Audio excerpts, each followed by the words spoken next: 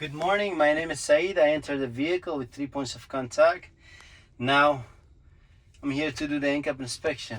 I'm going to start off on making sure my vehicle is in neutral, splitter is down, shifter move freely side to side, my trailer and tractor brakes are applied. Now I'm going to start off with my seatbelt. Making sure my seatbelt has no abrasion, bumps or cuts, no frays, properly latched in and latch out. I'm going to remain latched for the duration of the test. Now, I'm going to turn the key into on position, looking for my ABS light to turn on and turn off. Now I'm going to fully engage the clutch, start my vehicle. Alright, now that I start my vehicle, I'm going to build up the pressure to max level for the air to kick out. So what I'm going to do, I'm going to press the gas, bring my RPM to 1500, look my primary and secondary gauges to reach 125.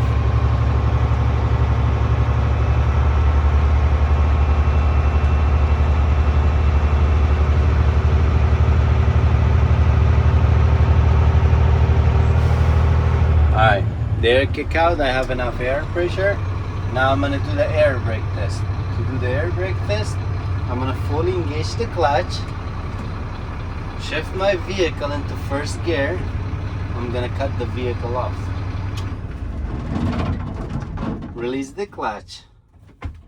Turn the key into on position. Keep your feet close to the brake. Release tractor and trailer. I'm going to count 10 to 15 for the air to stabilize. 1, 2, 3, 4, 5, 6, 7, 8, 9, 10, 11, 12, 13, 14, 15. So the air is stabilized at 99 psi on my primary and secondary. Next, I'm going to hold down the service brake for 60 seconds. I should not lose no more than 4 psi because I am in combination vehicle. No more than 3 psi if I was in the bus or a straight track. Now I'm gonna hold it, count to 60. 1, 2, 3, 4, 5, 6, 7, 8, 9, 10, 11, 12, 13, 14, 15, 16, all the way to 60. When you reach 60, release the brake. You heard the sound, right? This is the sound they wanted to hear. So at the moment, I did not lose no more than 4 psi, so therefore this vehicle has passed the test. If you lost more than 4 psi, just say, I lost more than 4 psi, this vehicle has failed the test. Next, I'm going to do the first fan down. I'm going to fan the brake on and off, looking for my low pressure light and buzzer to turn on before I reach 55 psi. To do that, I'm going to start fanning on and off. Look, a triangle sign should be appearing and a dash, then I'm going to stop fanning the brake. You see that? It says stop, low system air pressure. You see the gauges. As you see, my low pressure light and buzzer turned on at 55 psi. Therefore, this vehicle passed the test.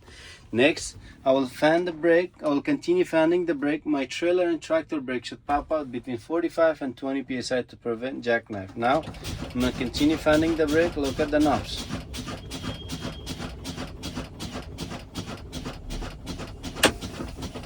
So my trailer popped out at 25 psi. My tractor brake popped out at 20 psi. Therefore, this vehicle has passed the test. Now, I'm going to secure the vehicle by fully engage the clutch, put it back into neutral, and cut the vehicle off. Now, I'm going to do the second safe start. To do the second safe start, making sure my vehicle is in neutral, splitter is down, my parking brakes are applied. I'm going to turn the key into on position, looking for my ABS light to turn on and turn off. Now I'm going to fully engage the clutch, start my vehicle. Now that I start my vehicle, I'm going to build the pressure to max level. To do that, I'm going to press the gas, bring my pressure to 125 for the air to kick out, okay?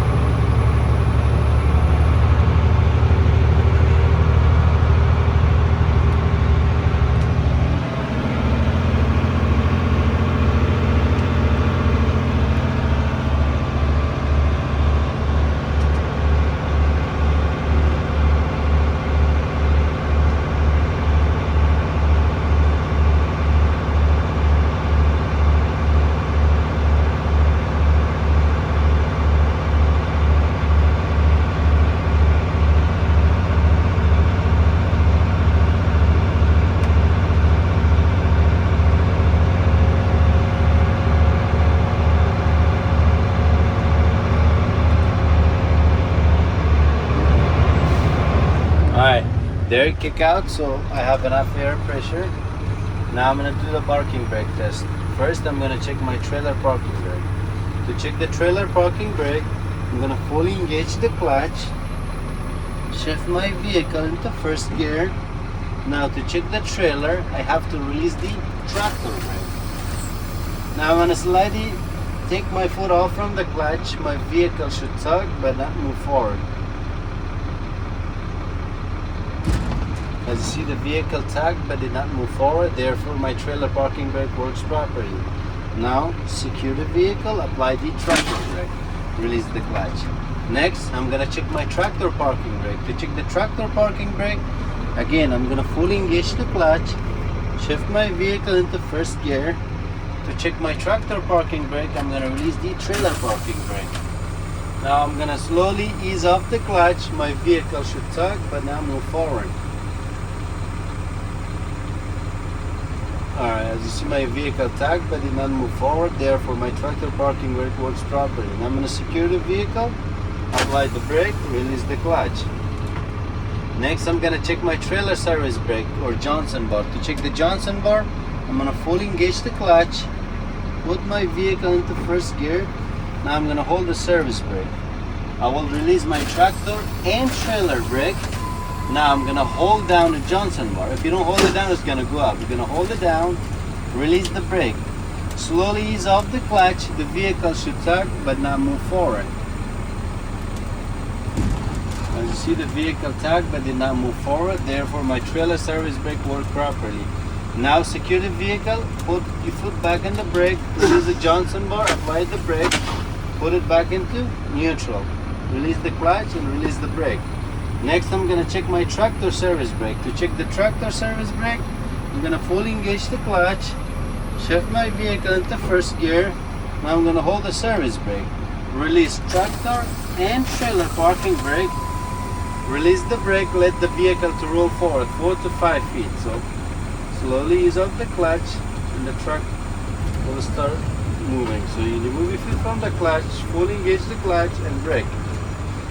Once you brake, you're going to secure the vehicle, put it back into neutral, apply the brakes, release the release the clutch and the brake.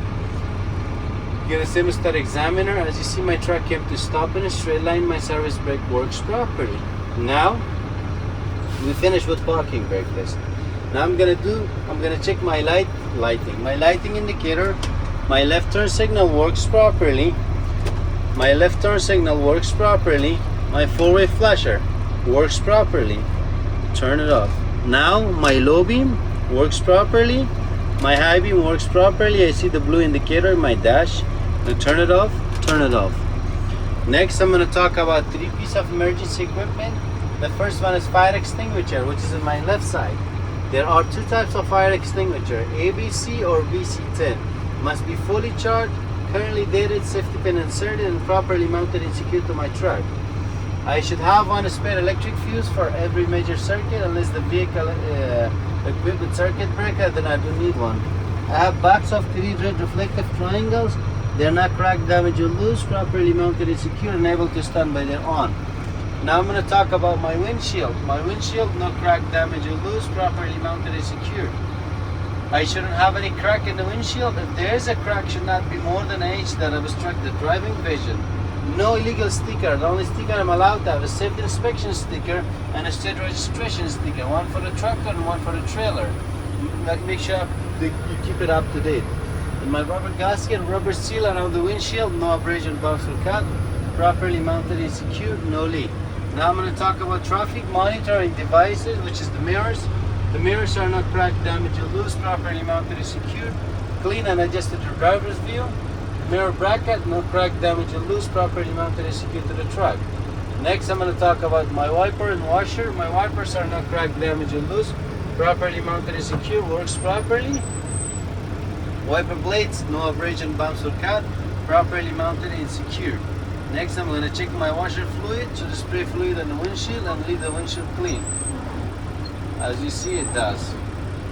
Next, I will check my heater and defroster. You're going to turn all the way to the heat and turn it on, put it on windshield position.